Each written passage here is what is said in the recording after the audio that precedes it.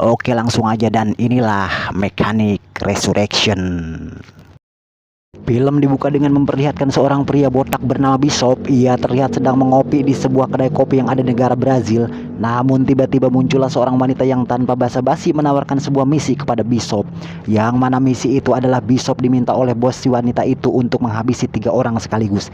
Yang mana 3 orang itu adalah pesaing bisnisnya si bos tersebut.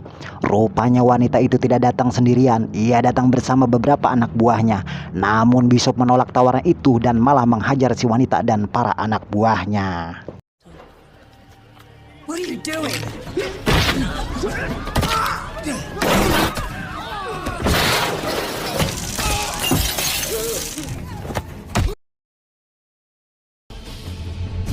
Bishop pun akhirnya memilih untuk melarikan diri. Ia kemudian kabur dengan melompat ke atap sebuah gondola. Namun si wanita dan anak buahnya pun terus mengejarnya hingga akhirnya Bishop pun melompat dari atas gondola tersebut.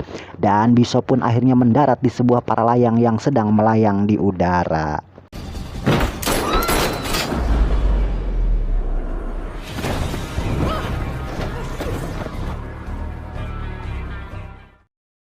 Bishop yang selama ini hanya tinggal di sebuah kapal feri pun terkejut tatkala ia melihat beberapa anak buah si wanita. Mereka tidak ketahui ternyata Bishop sudah menyiapkan sebuah jebakan akan handphone.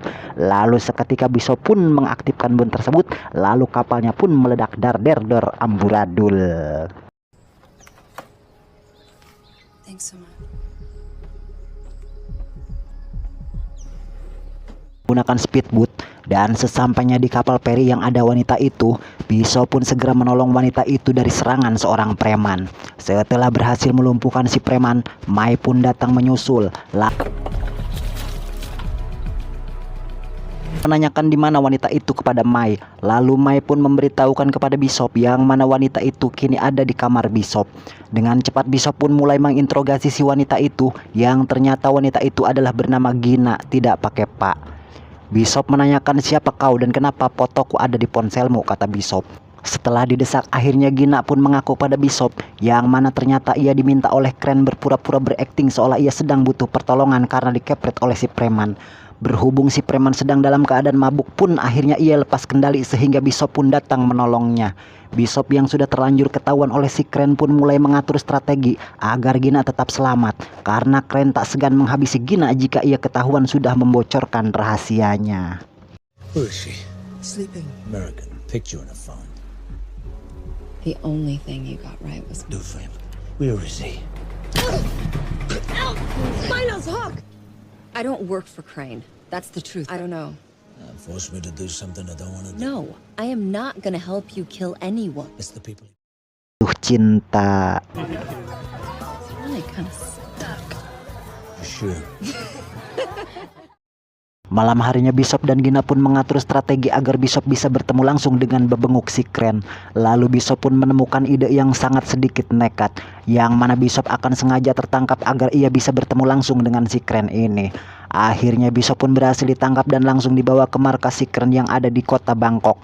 Tanpa basa-basi dan intro di awal, Crane pun langsung memberikan sebuah tugas kepada Bishop, yang mana jika Bishop berhasil menyelesaikan tugas ini, maka ia pun diperbolehkan menelepon Gina, yang ternyata Gina pun sudah ditangkap dan dijadikan sandera oleh si Crane. Tugas pertama Bishop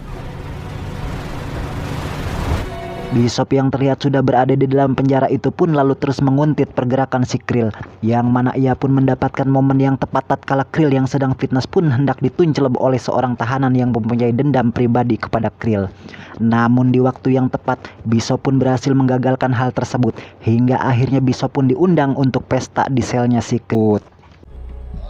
It's the Harbor Master's office. My name is Thompson. A bastard in a bloody graveyard just scraped. I have the whole number, but WRX 489. Kemudian Bishop pun menyewa sebuah helikopter untuk memantau lokasi kapal tersebut. Namun rupanya dengan cepat ia pun melumpuhkan beberapa anak buah si Crane yang ia temui di kapal itu. There, east.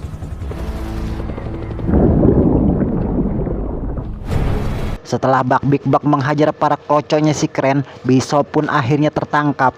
Lalu Bishop pun terpaksa melakukan tugas ketian Crane habisi.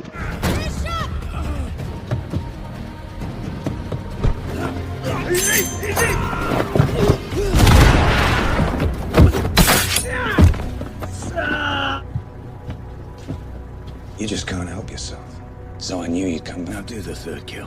Or the girl's dead. Harus menggunakan helikopter untuk bisa menjangkau si korban yang ada di atas gedung itu.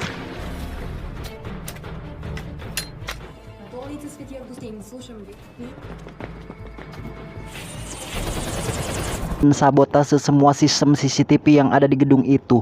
Tak lupa ia pun melumpuhkan beberapa penjaga yang sempat ia temui di gedung itu yang menghambat tugasnya si Bishop ini.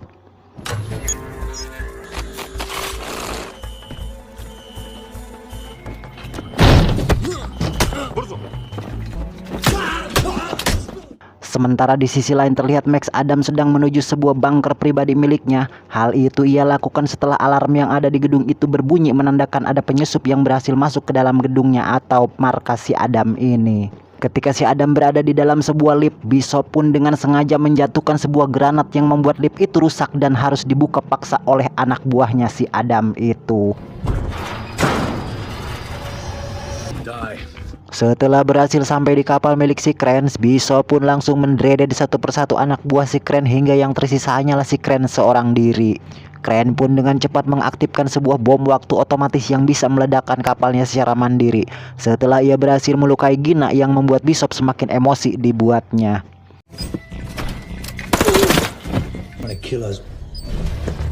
Move the shit on the boat now. Akhirnya Crane dan Bishop pun siap untuk berduel. Namun sebelumnya Gina yang sedang terluka pun sengaja Bishop masukkan ke dalam sebuah skoci darurat yang ada di kapal itu. Setelah menekan tombol skoci itu, Gina pun terjun bebas keluar dari kapal itu. Meskipun Gina sebenarnya sangat khawatir pada si Bishop. Just get in. You like it a lot. Namun tiba-tiba si botak Bishop pun muncul kembali, yang mana ternyata ia selamat setelah berhasil masuk ke dalam kotak penyimpanan jangkar yang ada di kapal waktu itu.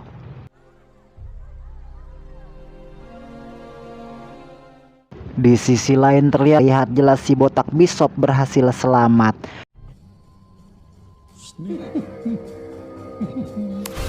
Dan akhirnya film pun tamat.